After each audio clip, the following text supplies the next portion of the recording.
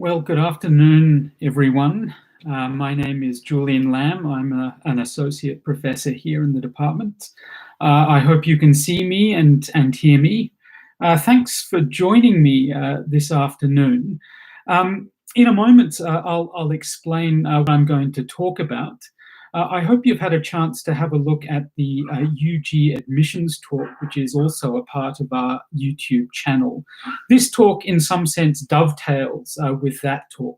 I'm going to be talking about things in this talk that I didn't talk about in that talk. We're doing our best as a department and indeed as a faculty to increase our online presence as much as possible.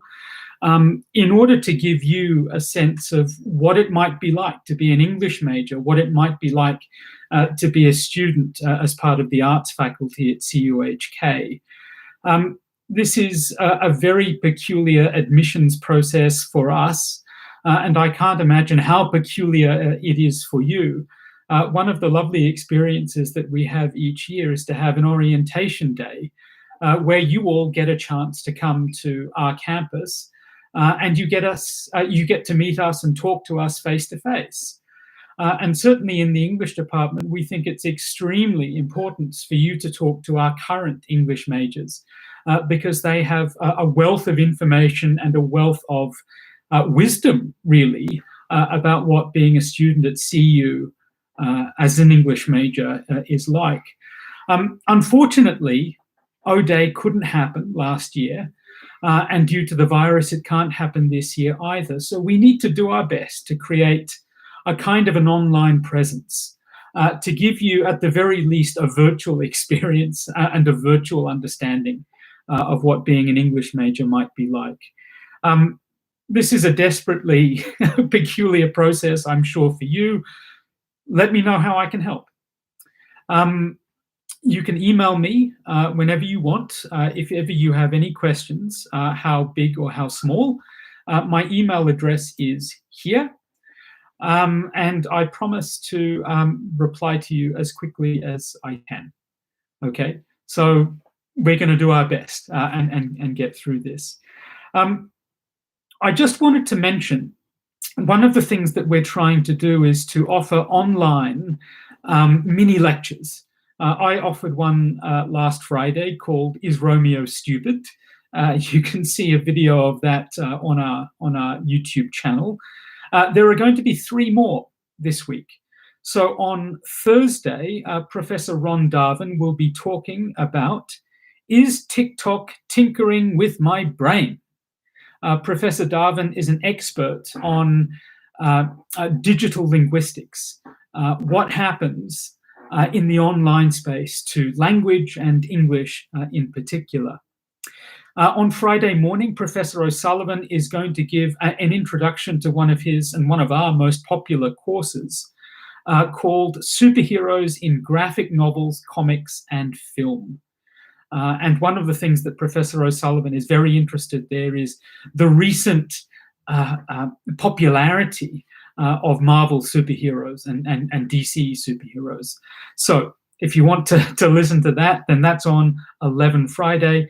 And Friday afternoon at 2:30, Professor Juk-Yung Jung will be asking the question, can we predict our English learning ability from our IQ, MBIT, blood type, or zodiac? Wouldn't that be interesting if one could detect or understand one's English learning ability through one's zodiac? Well, if you want to know whether you can predict that, so that's Friday afternoon, 2:30, and all of those talks will be on our YouTube channel. Details of those talks, if you want a reminder of when they are, our Facebook page, our web page, and also obviously our YouTube channel. Okay, so what am I going to talk about today? Well, as I said, I'm going to talk about some of the things that I didn't get a chance to talk about in that UG admissions talk video that you have access to through our channel. In addition, normally in our interviews are normally done face-to-face. Normally in our interviews, there is a chance for candidates to ask professors questions.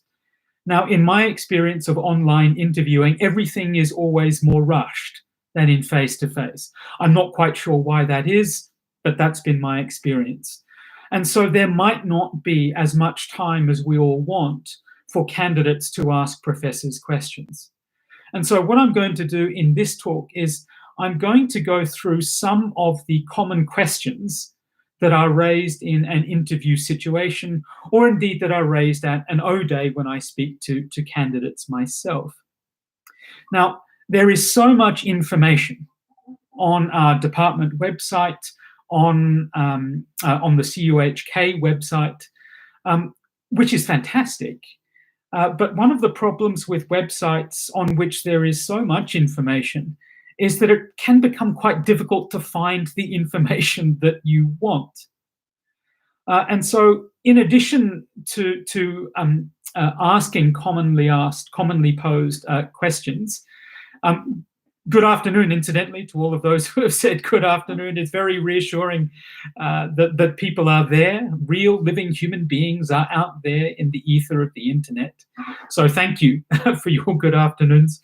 But in addition to answering frequently asked questions, what I also want to do, if I can, is in the chat box, I want to give you web links to where you can find more information in relation to these questions and the answers that I give, okay? Now, I have a Word document here that I'm going to, every now and again, be going to, and I hope I can do it quickly, and sort of cutting and pasting like that. Smooth as silk. I hope it continues to be that smooth. That is, of course, our Department of English website. Incidentally, if you have any questions at all, feel free to write those questions in the chat, and I'll do my best either to address them as I'm talking or towards the end of the talk. If for whatever reason I can't get to your question, then always email me, and you have my email address now. I'm going to address 6 questions that candidates often have, and these are they. Question 1, first semester, first year, what will I study? What am I going to encounter, as it were, first up as an English major? Question 2, are there exchange opportunities? Question 3, what is the World in English and Oxford Summer Programme? Question 4, are there opportunities for internships? Question 5, what is the Andrew Parkin Drama Cup? And question 6, why essays? Now that question 6 might sound slightly ambiguous to you at this stage. It will become clear when I answer it. Okay, so first question, first semester, first year, what will I study? Well, there is, as you can imagine, a lot of information on our website about the different courses that we offer. Now, there are 2 important links that you can go to find out about our courses, and indeed also to find out about our course structure. What I have just entered in the chat are 2 links. One says course descriptions and the other says course outlines. The course descriptions link will take you to a list of the vast majority of our courses. In fact, I think it's all the courses that we have registered. And in that course descriptions page, you can click on one of those courses and it will give you a short paragraph description of what that course is. Now, if you want a little bit more information on the course, if you want, I guess, a more substantial understanding of what is involved in the course, then go to the course outlines link. And there you will find a detailed week-by-week breakdown of what is expected, of what will be taught, of what you'll read in each week of a course. Now, James, information about admissions requirements and admissions scores that can also be found on our website. Now, I don't have the immediate link with me, but what the only sort of way, obviously, that we can predict admissions requirements for this admissions round is to give you last year's admissions round. And that's what we do. So James has asked, I'd like to ask if it is a must to get 5-star if candidates want to study English. It is not a must. It is not a must. No, no. The vast majority of our candidates are either 5-star or 5-star. We do have some that are 5. I hope that helps. I hope that helps. But you'll get a better picture of admissions requirements from that particular page on our website. Let me go back, however, to courses and what you can expect in first semester, first year. So there are 3 questions. Yes, so the person who's just asked a question, I gave a talk recently on surviving and thriving in interviews. And I talk for about an hour about the interview process, and you'll find the answer and a whole lot more as part of that talk. So I would encourage you, go to that video, and that video, I hope, if nothing else, MCY, will put you at ease. The interview process will be, I hope, an enjoyable thing for you. Okay. You will not need to take English literature as part of your DSE, and it's not necessarily a disadvantage. I'll come to that in a moment. So let me talk about the 3 courses that you will encounter first up as an English major. They are Introduction to Literature, Introduction to English Linguistics, and Communications for English Majors.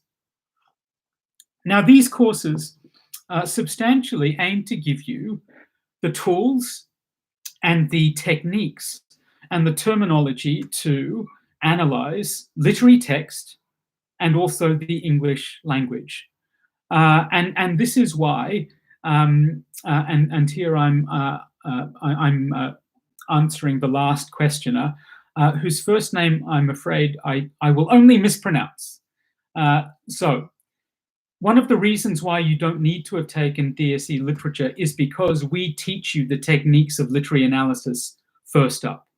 We also teach you the techniques of linguistic analysis. We also will teach you techniques whereby you can articulate your analysis in clear and persuasive English prose. Now, these courses are introductory courses. Substantially, they aim to do 2 things. They aim to give, on the one hand, students reassurance that given these processes of literary analysis and applied English linguistic analysis will be relatively new to students. So we aim in these courses to give students an assurance that these things aren't complete mysteries. You can do it. But each of these courses will also give students the opportunity, as it were, to spread their wings, to do a little bit of individual research should they want. So these courses aim to give students, on the one hand, assurance, but on the other hand, the opportunity to explore, to use their own initiative, and above all, to think for themselves and perhaps to research for themselves. So let me focus on Introduction to Literature first. One very common question that I often get as admissions coordinator is, what do I read and how much do I read? In Introduction to Literature, you will read prose fiction, you will read poetry, and you will also read drama. Initially, in this course, you will need only to read a couple of short stories a week, maybe 1 short story, at times perhaps 2. These might only be around about 10 or 15 pages in total. You might have to read a couple of poems a week. That's not much. But gradually for this course, as you get used to balancing your university commitments and your university work, the reading will gradually increase, such that towards the end of the semester, you will read 2 plays. One of them is quite a short play, but the other is a full-length play.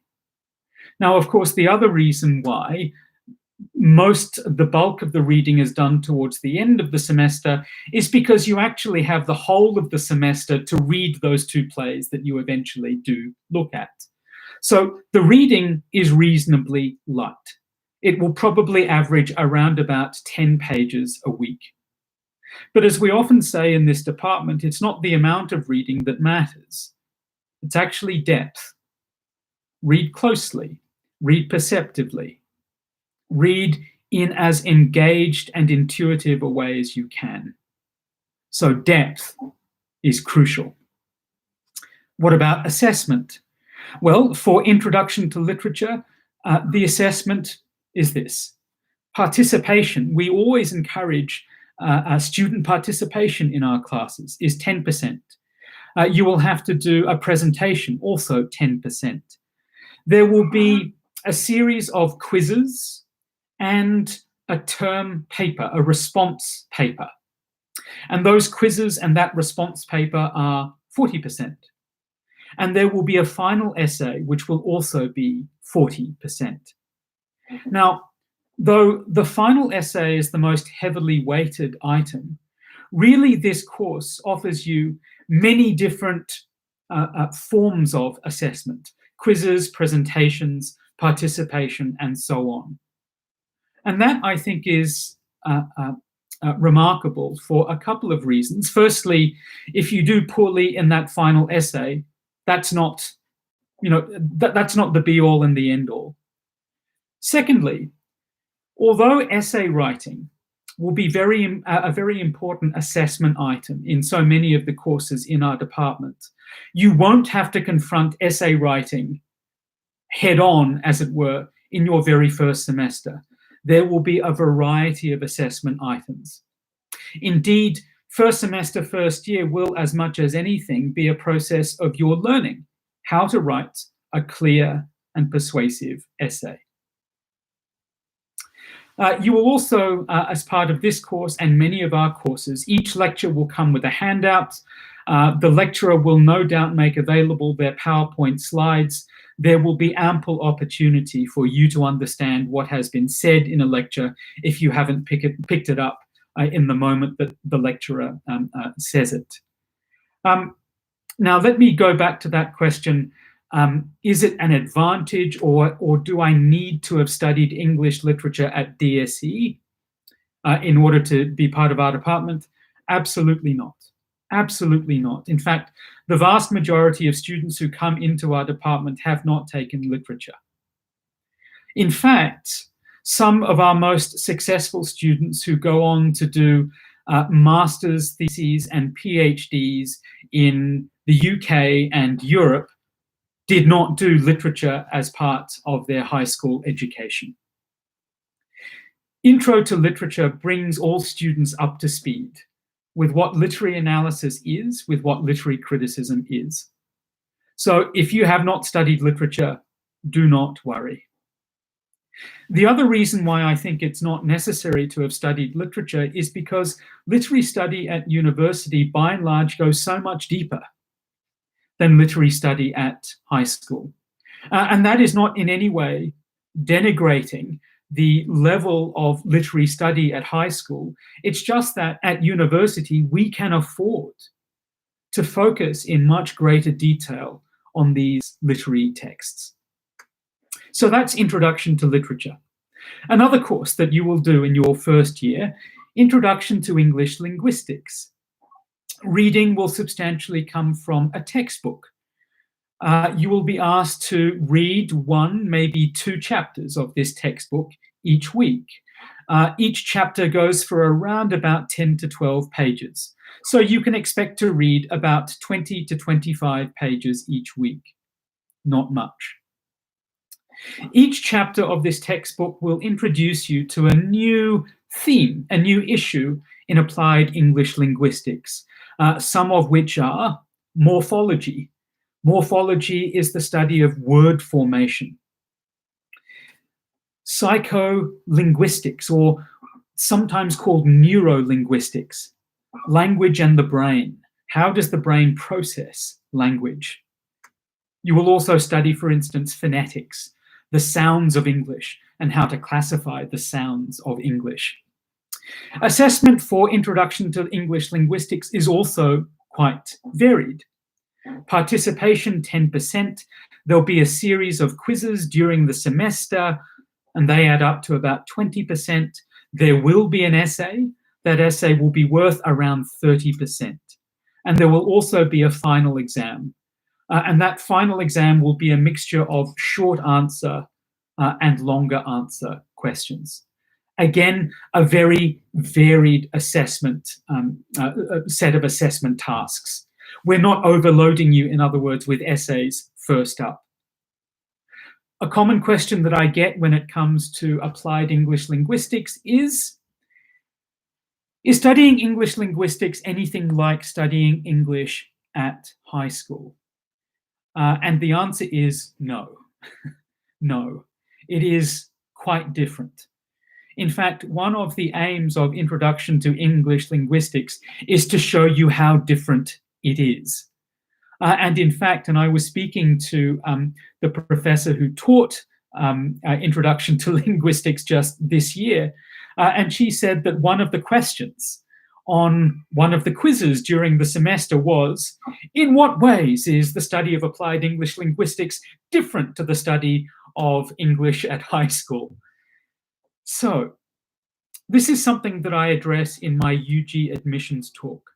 Substantially, the secondary school study and learning of English is to do with things like proficiency and correctness. How can I speak proficient, correct English? That is not the emphasis of applied English linguistics. Applied English linguistics considers English as a used entity, as something that is used every day by ordinary people like you and I, and it asks a very profound question. Why do we use English in the way that we do? It has little to do with correctness and proficiency, although the study of applied English linguistics will make you more correct, will make you more proficient. That is not its aim. Its aim is understanding why it is English is used in the way it is. A third course that you will almost certainly do as part of your first year, first semester, is Communications for English Majors 1. And we shorten that to CENG, C-E-N-G 1. Reading in preparation for this course will by and large be done through handouts and extracts from longer texts. In this course, students will have to complete several short written tasks, including a personal essay and a literary analysis paper. Now, one of the striking and I think striking advantages of this course is that the class sizes are extremely small. In order to teach this course, we hire a group of students from universities in America. Most of the students that we hire come from Yale University. And these students will be your tutors. They will take class sizes of around about 12 to 15. You will be able to go to your instructor with your essay. They would have read your essay, they would have read your persuasive paper, and they will have all sorts of comments and suggestions for how you might improve your writing. The best way to improve your writing is through this one-to-one instruction. It's all very well someone like me out the front giving you, as it were, the rules of good writing. But really, good writing doesn't come from rules.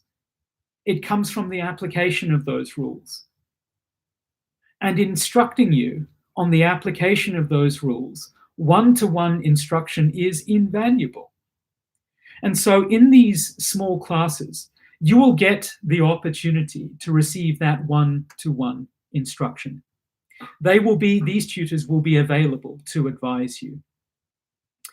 Also in this course, you will have to complete a range of spoken tasks, including those that allow you to acquire skills in formal and informal speech, including how to give a presentation, how to give, more specifically, a persuasive presentation to a small audience. Now, I think the skill of being persuasive in spoken language is one of the most important and powerful and useful skills you can possibly have. Something I will speak about towards the end of this talk is the idea of empowerment. We want to give you skills that empower you. We want every English major to leave us with a sense that they are empowered. And the skill of being persuasive, I think, is one of the most empowering skills that you can have. It makes you a very valuable asset to potentially any workplace. Just put yourself in my position for a moment. My number one task here is to give you information about our department. My secondary task, though, and you know it too, is to try to persuade you to apply to become English majors. Now think how valuable an employee I would be if I could persuade you all to apply to the English major. Being persuasive, being clear in our spoken language, these are hugely important skills.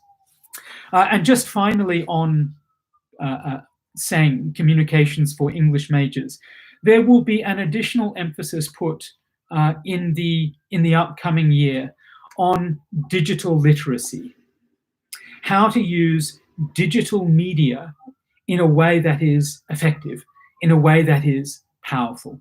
And we have in our department now an expert on digital literacy. A further question that I often get is, should I be lucky enough to be admitted into the department as an English major, is there anything that I can do to prepare?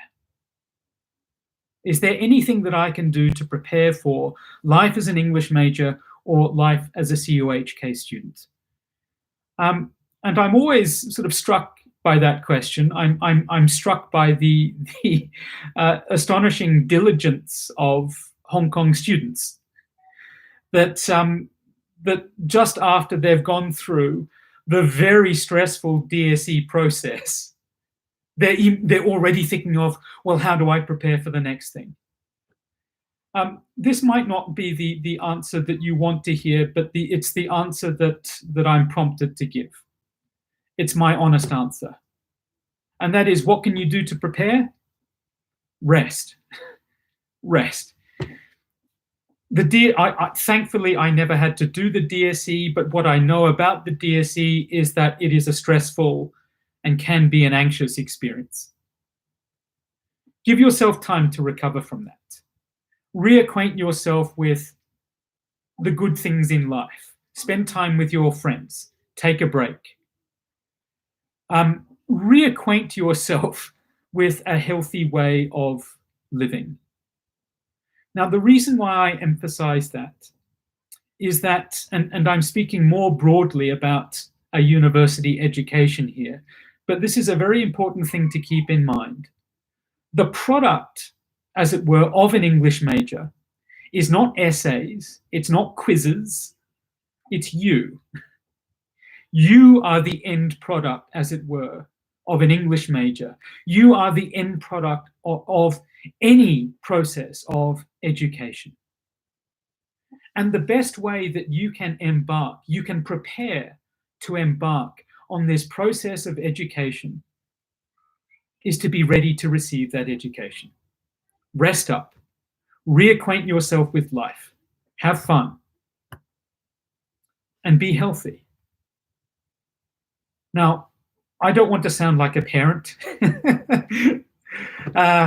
I don't even know you, I can't even see you, so apologize in advance if I'm going to sound like a parent. But I tell this to our students as well in first year. A very important aspect of being healthy and living a healthy life is remembering that you have a body. One of the things about education is when we engage in education, both from the point of view of students and indeed as teachers, we become so lost in our own minds that we forget that we have bodies. We forget that we have these things. And so let me offer you 3 pieces of advice that aim to remind you that you have bodies. Sleep well. Sleep well. Sleep enough and sleep at the right time. 2, eat well. Eat healthily. Also eat at the right time.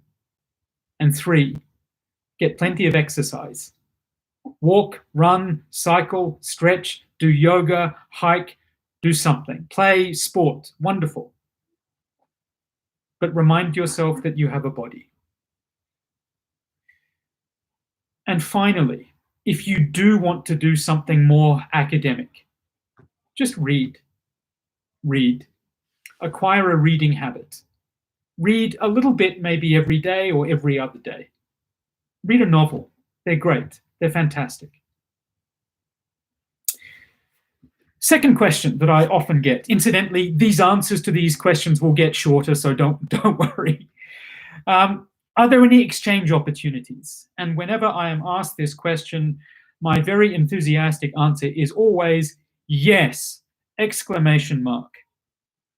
Substantially, exchange opportunities are arranged through the university or the colleges rather than through the departments. As a general rule, any student who wants to go on an exchange can go on an exchange. I have even heard of students who go on 2 exchanges in their time as an English major. I mean, between you and me and the fence post, I think that's a little excessive, but you can do it if you want. Exchanges typically stretch for a semester, and they often include part of the summer break. Where can you go on exchange? Well, it's almost more of a question, where can't you go on exchange? Obviously, the university and the colleges have links to universities in the obvious countries like the US, and the UK and Canada and Australia and throughout Europe, and Japan, Korea as well, but perhaps even less obvious destinations. I even heard of a student who went to the Ukraine for their exchange. Now, I wasn't sure what specifically about the Ukraine that drew them to this opportunity, but why the heck not? What an adventure that would be. I have a student at the moment who is currently in Amsterdam on exchange. And she's having a good time in the circumstances. Now, where can you go to find out more about exchanges? You can go here. That is a link to the Office of Academic Links. And that webpage would give you an idea of the sorts of things you need to do and you need to prepare for in order to apply for an exchange. And there is also on that page a link to all of the universities that CUHK has exchange relationships with. Now, one thing that you will have to obviously consider when you go on your exchange is the question of credit. So you will obviously do courses when you are on exchange. To what extent can you use those courses as part of your CUHK degree? Now, in the majority of cases, students choose courses which they can count. Now, as far as an English major goes, there is no theoretical reason why an English major cannot count credits that they complete overseas as part of their English major if those courses cover topics of literature and linguistics. Okay, so that's exchange. Question number 3 that I often get is, can you say more about the World in English, the Oxford Summer Programme? And my answer is always yes, of course I can. Now, this is an opportunity available only to English majors. Obviously, this year students have not been able to go as they normally would in summer to the UK, to Oxford. But we fully anticipate that we'll be able to offer this next year, COVID-19 notwithstanding. What is this? Well, 15 to 20 English majors will be selected by a panel of professors and also instructors. And they will travel to St Hilda's College in Oxford for 3 weeks. And in those 3 weeks, they will take classes of around about 4 hours a day, 5 days a week. Those classes will cover issues both in literature and also in applied English linguistics.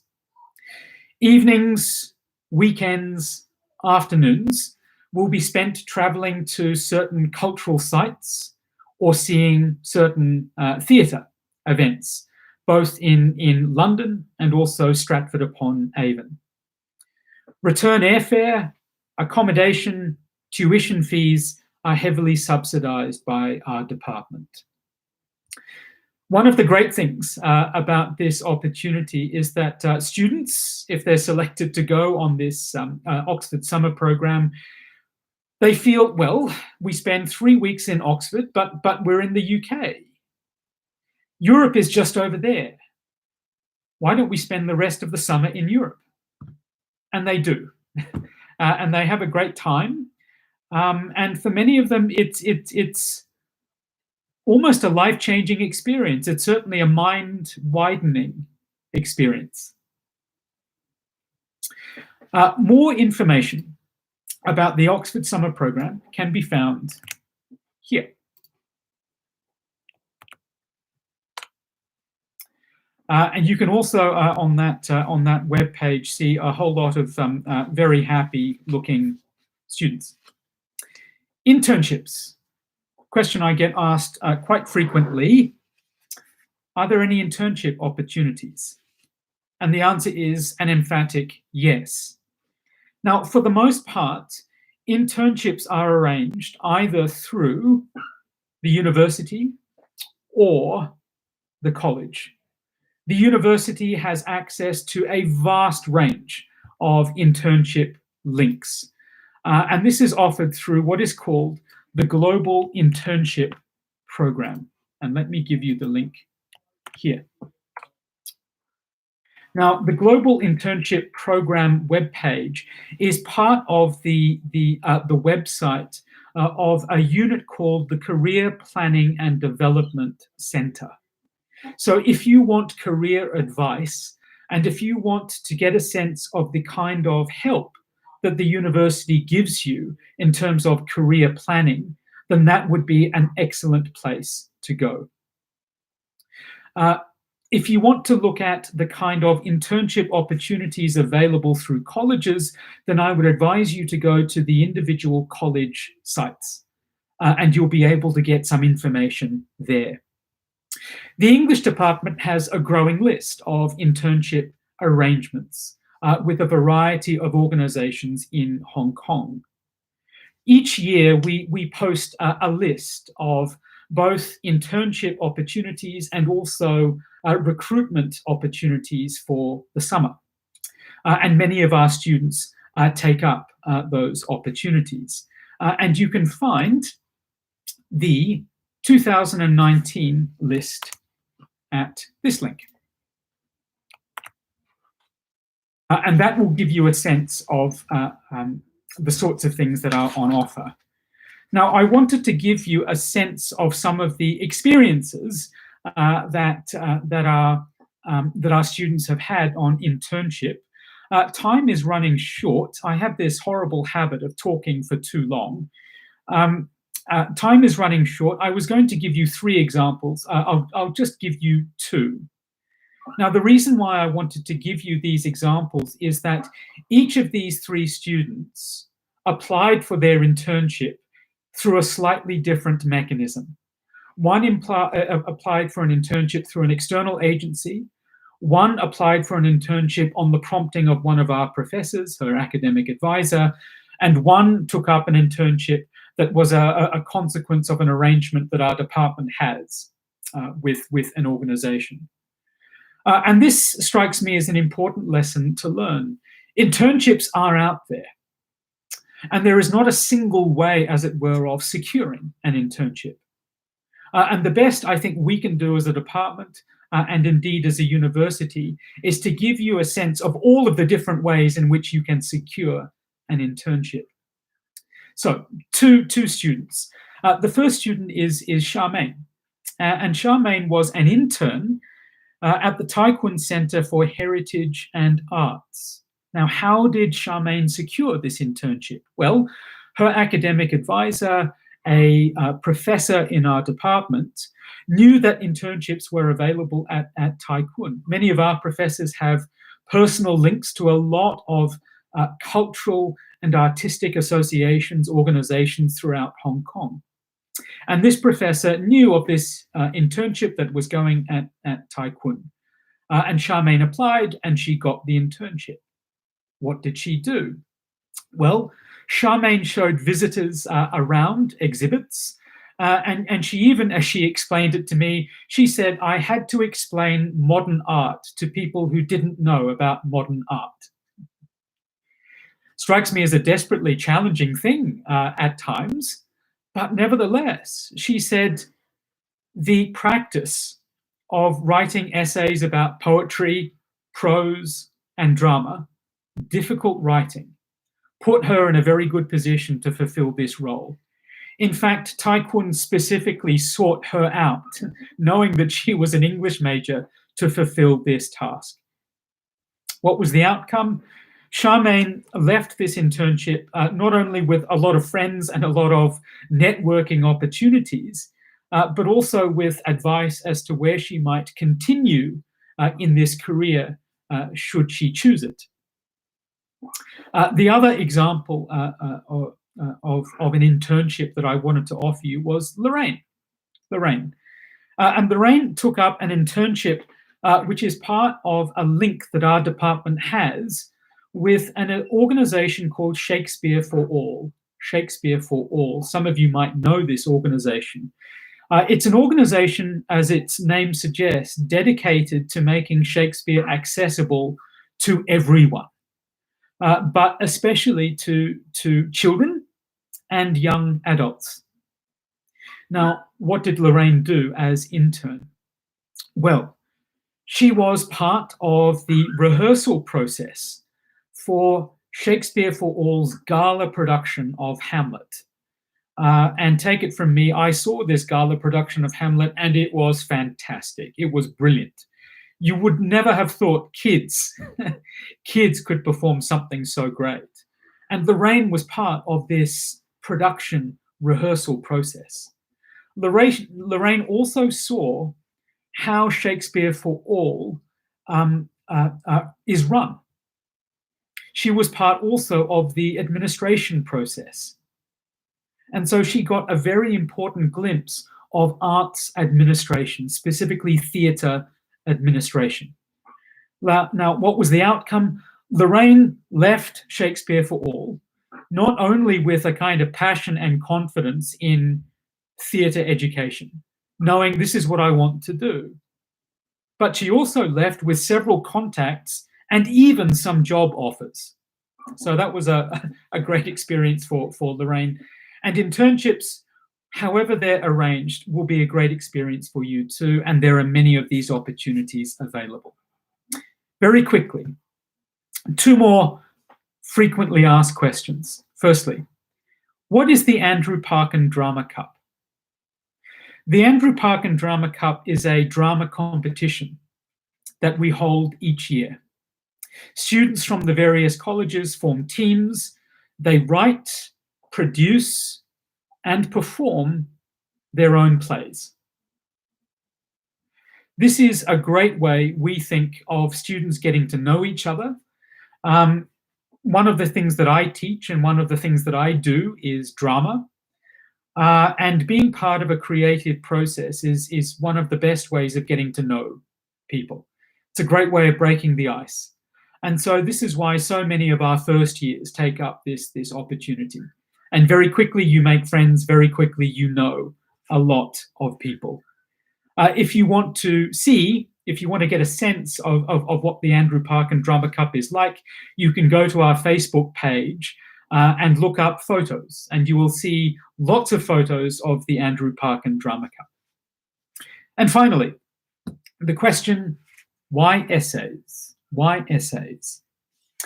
I recently asked several of our current first years in preparation for this talk. I told them that I was going to do an admissions talk, and I asked them, having done 1 year as an English major, is there something that you would have liked to have known before you entered the department that you know now?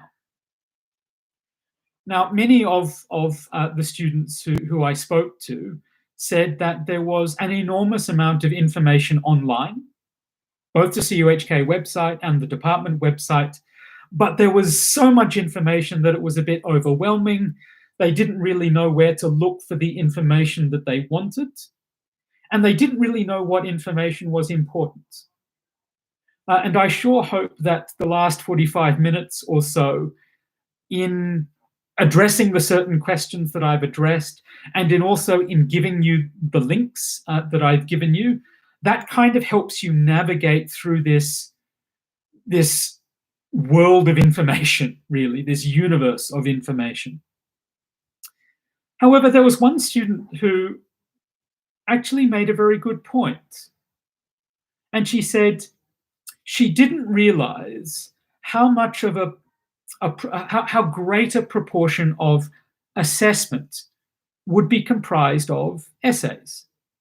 She said that she didn't mind that, only that it's something that she wasn't aware of before she applied. Now, I think that's a really good point. And I would like to end by responding to this. Firstly, she is right.